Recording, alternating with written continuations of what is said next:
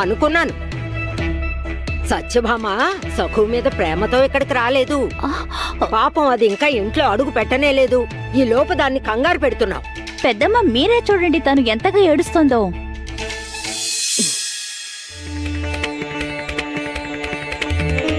అయ్యో వదినా, అది నా సఖు ఇంకా చిన్న పిల్ల కదా.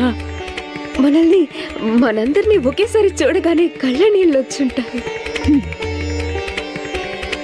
ఇప్పటి వరకు మమ్మల్ని వదిలి తను ఎప్పుడూ ఉండలేదు. పెళ్ళయ్యాక మొదటిసారి ఇక్కడికి వచ్చింది. తనని చూస్తే మాకు ఏడుపు వస్తుంది. తనకి ఏడుపు రాకుండా ఎలా ఉంటుంది? ఇదిగో భామా, దీని అత్తగారెవరు? మీ పిన్నే కదా. ఈ సంబంధాన్ని కుదిర్చింది నువ్వే. మరి కోడల్ని ఏడిపించే అత్తగారా మీ పిన్నమ్మా? మొదటిసారి పుట్టింటికొచ్చింది. దానికి చిరునవ్వుతో స్వాగతం పలక్కుండా ఈ సత్యభామ లేనిపోనివి చెప్పి భయపెడుతోంది. ఇది చాలా తప్పే. నీకు కూడా 2 ఆడపిల్లలున్నారు. వాళ్ళు అత్తగారింటికి వెళ్తారు.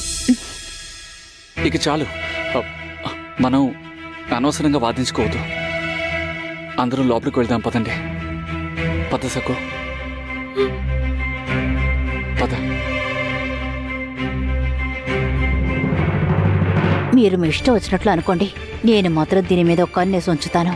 ఇది కనుక తోక జాడించిందంటే మరుక్షణం మా మనోరమ పిండికి చేరవేస్తాను. అమ్మా, సక్కు వాళ్ళ అమ్మా నాన్నకి విషయాలన్నీ చెప్పేస్తే, అదే గృహప్రవేశం నుంచి మిరపకాయలు దంచేంత వరకు ఒక్కటి వదలకుండా అన్ని విషయాలు చెప్పేస్తే? ఖచ్చితంగా చెప్పదు. దాన్ని బాగా హెచ్చరించి పంపించాను. ఇక్కడ విషయాలు అక్కడ చెప్తే చంపేస్తానని చెప్పాను. ఎలాగూ మన సత్యభామ అక్కడే ఉంది కదా.